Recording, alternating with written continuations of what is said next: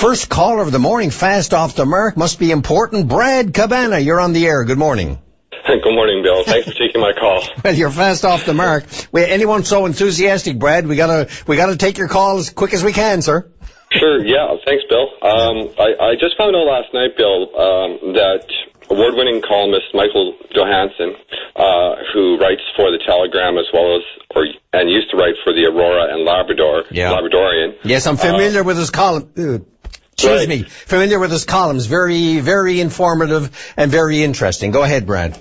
Right, yeah, and he put out a statement last night that he has been essentially fired from the Labradorian and Aurora and perhaps the Telegram as well, I don't know about that, for refusing to obey his editor when she stated that he must refrain from writing anything further on Nalcor Energy or the government of Newfoundland and Labrador.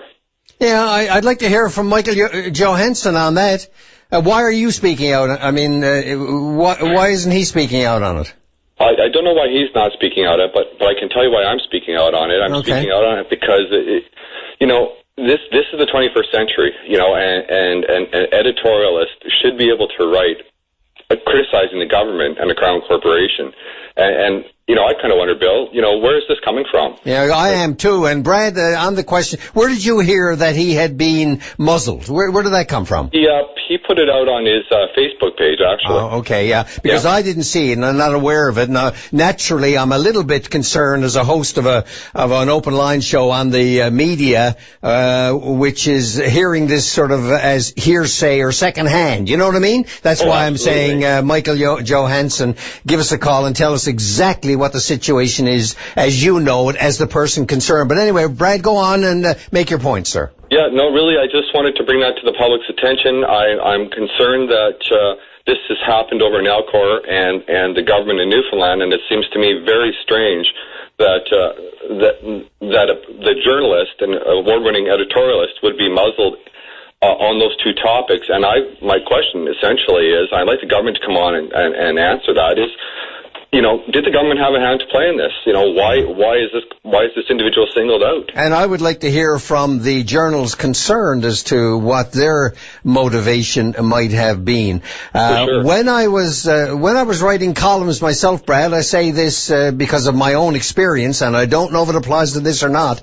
But when I was writing columns myself, sometimes there'd be a set to with the editor along the lines of, listen, we think you said enough about that. I mean, we enjoy your columns, blah, blah, blah. Don't take this as censorship or anything, but we think you've said enough about this. Move on to something else. I remember the great Ray Guy was told when he was writing about Joey Smallwood, in the name of God, lay off babbling on about Joey Smallwood all the time and get into something else a little bit different and more interesting and entertaining. He did. He started writing about out harbour juvenile delights and that kind of thing, and made himself even more famous nationally and won awards for humour and so on those topics. So what I'm saying, Brad, is that I'd like to hear from the horse's mouth, so to speak, what this is all about, because there may be other reasons for the so-called quote censorship involved.